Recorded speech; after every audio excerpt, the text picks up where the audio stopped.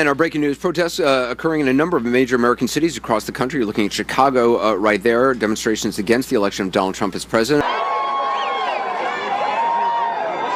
And these are somewhat spontaneous protests that start with about 40, 50 people, and they end up growing because people will see what's going on social media, come down to the streets. I went to the protests because I was very angry about the outcome of the election, and it felt necessary to have my voice be heard. My friends and I, we went to the protest just as a way to release some of the negativity that we were feeling with, I think, like-minded people. Going to the protest was, me just kind of venting a lot.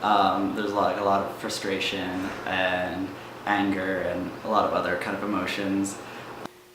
I was angry and scared, and I wanted to be in a space where people were feeling the same as me.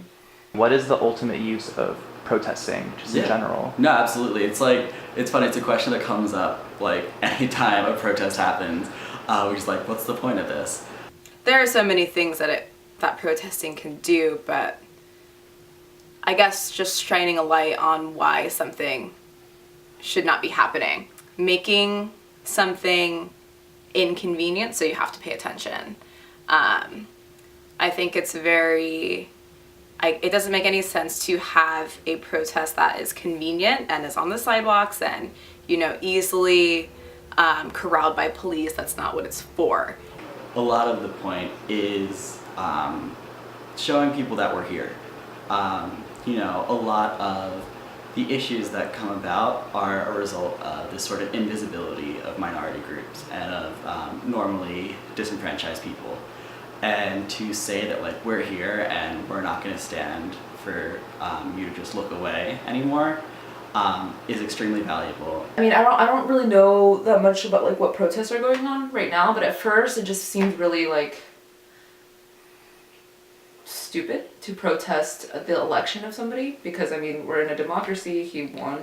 He's our president, and so to me, immediately just lashing out and going to his building and yelling at him and showing that kind of, I don't know, it just didn't really feel productive. The safety pin. You may have seen people around town wearing them lately on their pockets or lapels. What do they mean? Stephanie Larden explains. Long used to hold things together, Beth Nierenberg is embracing the safety pin as a symbol. This just means I see you, I would stand up for you, I'll stand next to you. Safety pin thing is funny. I engage with it a little bit, but it's kind of like a double-edged sword in a way. Because on one hand, it's great, you're showing unity, you're showing people hey, I'm here, I'm gonna be supportive. But then on the other hand, it's a very non-committal way of doing so.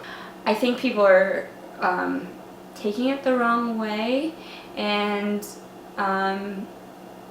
using it as a way to say, oh, look at me, I'm doing something, when in actuality they're not. They may not do the actions that they're signing up to do when involved with them.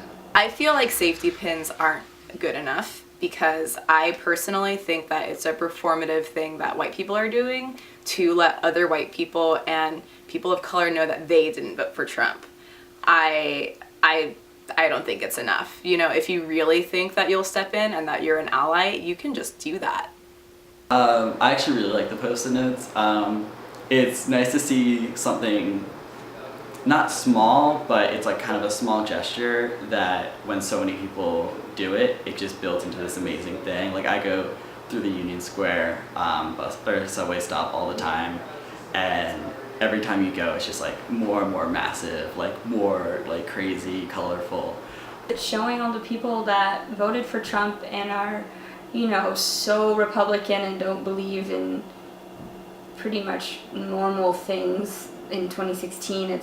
It's a slap in the face, I think, for them, and they have to be a part of it, and they have to look at it, and you literally can't walk through Union Square without seeing it and reading it. There's always the kind of ideal of, nonviolent protest, it doesn't get anybody's way, and yet somehow it magically gains all of this attention. But whenever you look back at any kind of civil disobedience, there's always a level of something not bad per se, but something obstructive is going to happen. Like, that's the way they get attention. People need to think about like what they're protesting. Like, you can't protest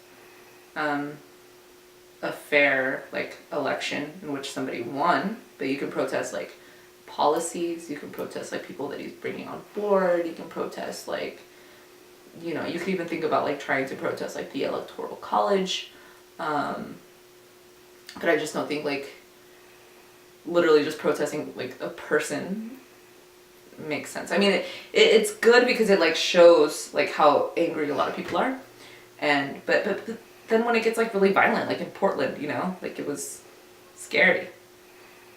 People were saying like, oh, it's a riot, it's like it's dangerous, you're ruining your point. But at the same time, like you see counterexamples like at the end of a sports game, like there's actually a riot and nobody like calls that out. Or there are these like, everybody's saying that's not the right way to protest, but then like what is the right way to protest? You have people like going out in the streets like showing themselves, shouting out that like they need help. And they're like, well, that's not the right way. And then you have somebody like kneels down during the national anthem and they're saying, well, that's not the right way. And yet never in that discussion or discourse do you ever hear, well, why don't you try this instead? Or like, I think you should be doing this. Like, it's never constructive. It's always saying, no, stop. So what do you think is the best way to show dissent against this whole thing? I mean, there's so many layers to it, I guess. Calling people out when they're being not okay, standing up for people who are in bad situations. I mean, economically giving your money to small businesses and businesses that are run by people of color, you know. Yeah, boycotting businesses that reflect politics that you don't agree with, that can make a big difference too. Yeah, it starts like, I think it starts like with your nearby community. I think any little thing that comes up, most of these things aren't time consuming. Whether it's calling a phone number that says it could help or sharing something, I think it's important to not be quiet. A good form of protesting is, yeah, giving your money to people who need it, who you support, and yeah, making your voice heard, but not in a way that's convenient. If it's convenient, that won't make a difference.